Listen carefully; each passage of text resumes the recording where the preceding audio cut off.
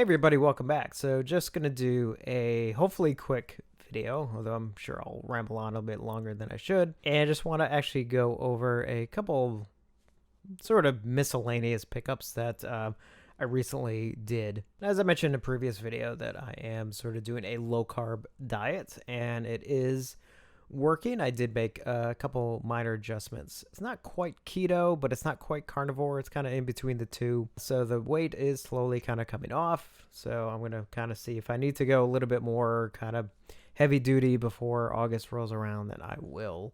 But at least right now, it's working at the moment, and I'm definitely happy about that. But I am partaking in a scotch and soda drink, which is no carb, because I'm actually doing, so there's no carbs in scotch, and I'm actually using Coke Zero.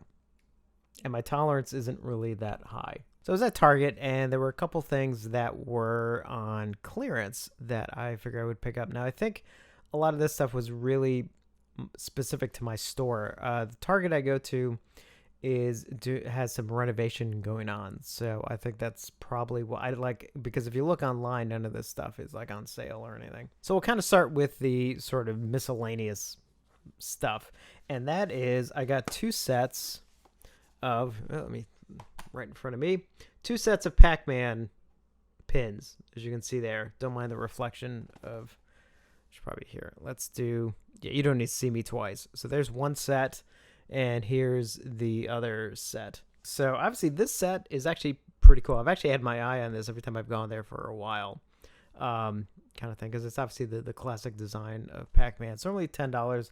Is on clearance for $4.98, basically $5. This set was on clearance for $1.98.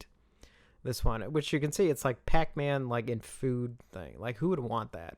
And honestly, even I was like, yeah, we would want it, even for $2. But then one reason actually kind of stuck out when I took a closer look, and that is the Pac-Man one right there on the bottom, the Pizza Pac-Man. The reason why, as the story goes, Toru Iwatani, who created Pac-Man, he and the designers were trying to come up with what Pac-Man would look like. And they were limited into so many shapes and things that they could actually do at the time. So as the story goes, they went out and got a pizza, like a large pizza. Somebody took away a slice, and there, sitting there, was Pac-Man. Not sure that's true.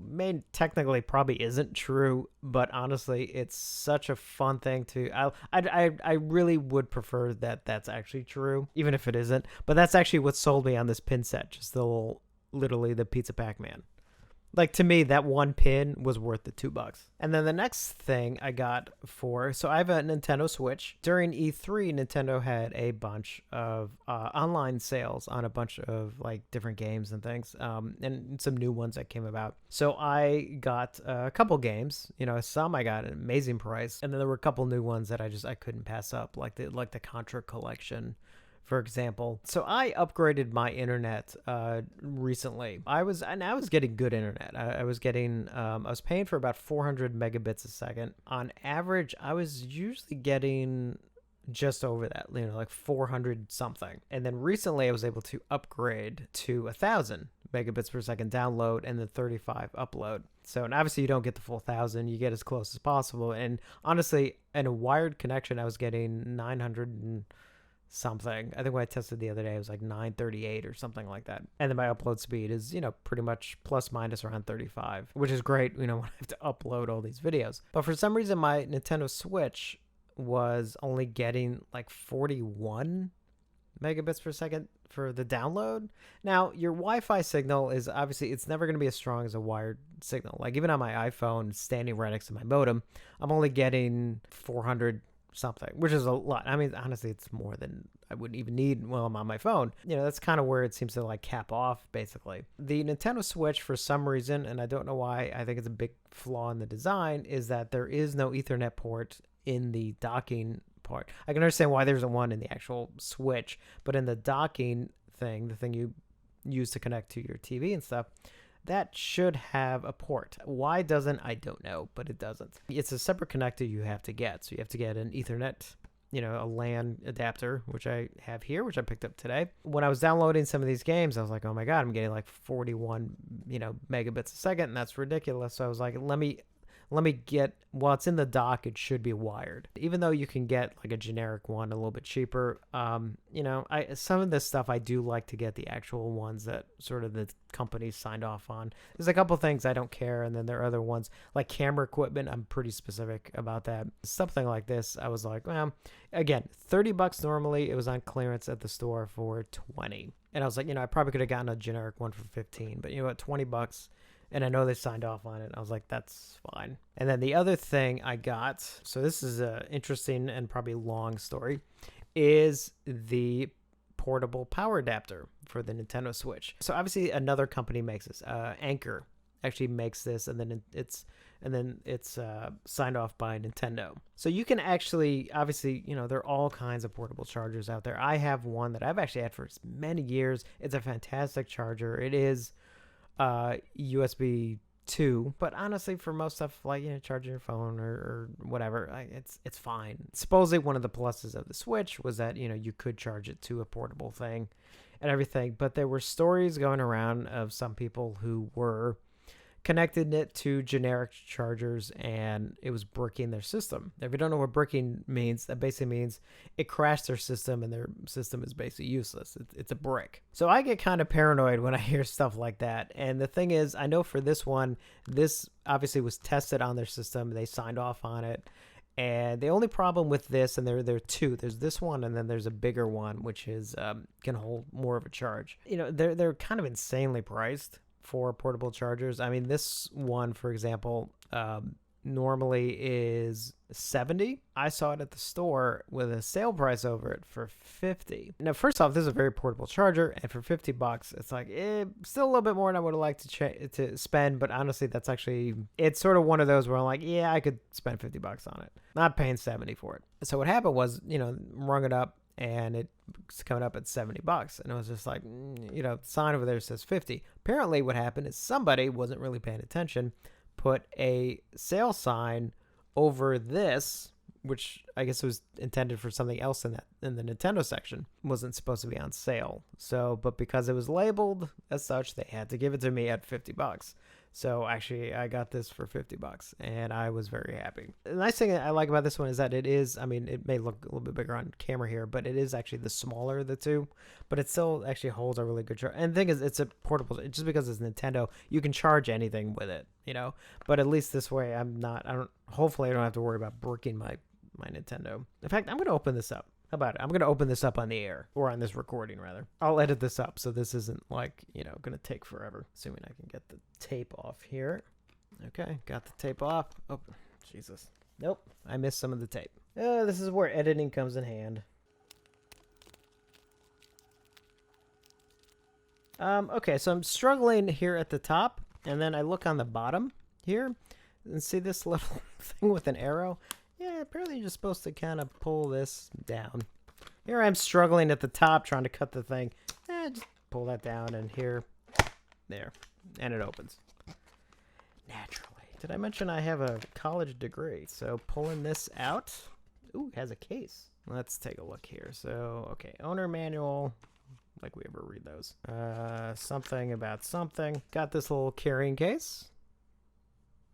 Wish the case actually said Nintendo Switch on it, but that's okay. And then here is the unit itself. Oh, nice. So it's got a USB 3 cord, because it's a USB 3 charger, and that's the nice thing about it. Oh, it's nice. It's got that, like, I forget almost like that soft rubber plastic kind of thing.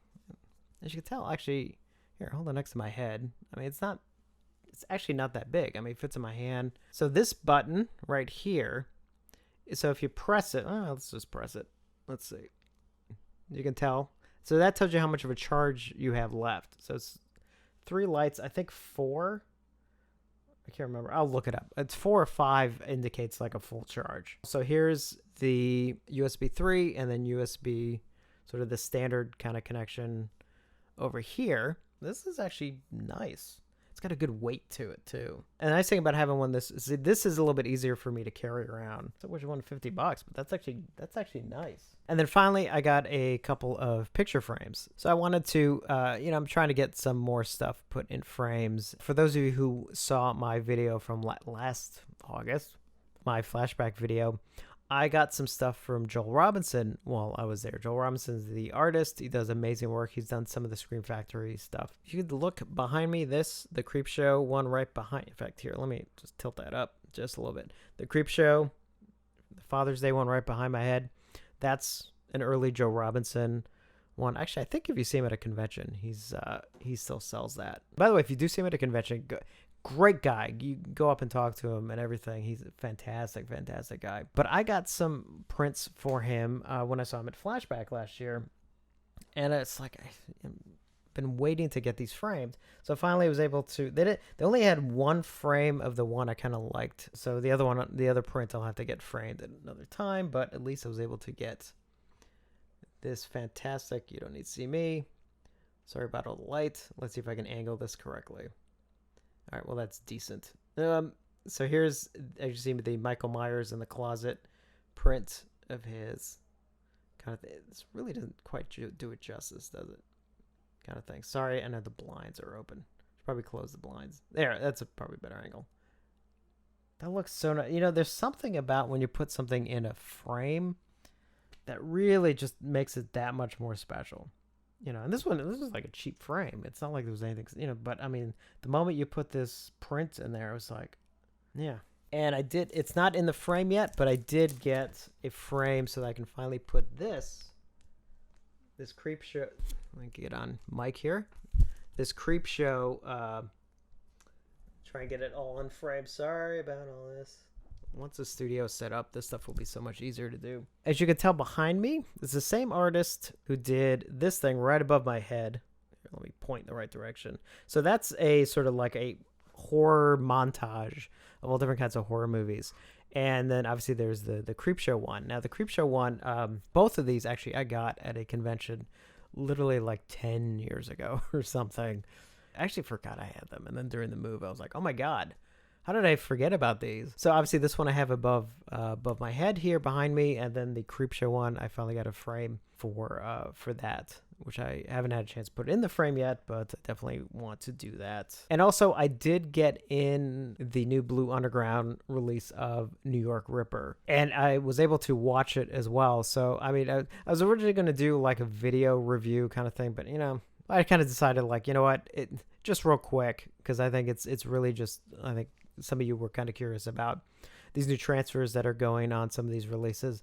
So I was able to watch the new Piranha that Scream Factory put out that has that new transfer that they did from the negative, and it looks amazing, which is a good sign for all the other releases that are coming. And the same thing with this new transfer on New York Ripper. I mean, from Blue Underground, these films have never looked better. Now, obviously, there's still limitations to the films themselves. They're low budget films.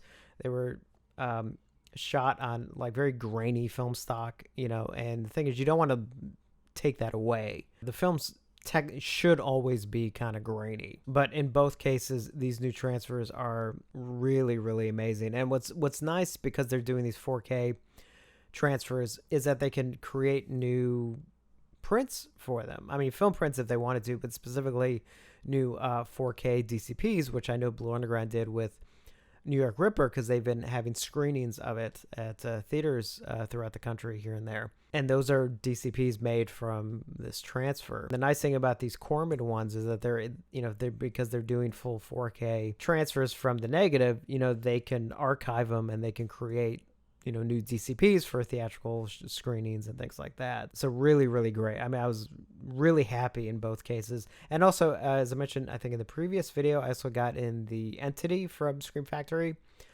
So that transfer that release doesn't have a new transfer, but to my eyes, that transfer had to be kind of recent, at least within the last couple years because it was a good looking transfer on that. So it may not have been a transfer that was done for this release, but I mean, it was definitely a really, really good transfer. You know, definitely happy buys in that case. All right, so this video was kind of a mishmash of a couple different things, you know, part pickups, part, you know, sort of very mini review on some of the discs kind of thing. And I was wearing a hat today, so I actually forgot to put a hat on, so my hair is a little bit messed up. I'm drinking, my hair is messed up, you know. I'm talking about Pac-Man pins. What are you gonna do? So thank you for watching. I will see you on the next one.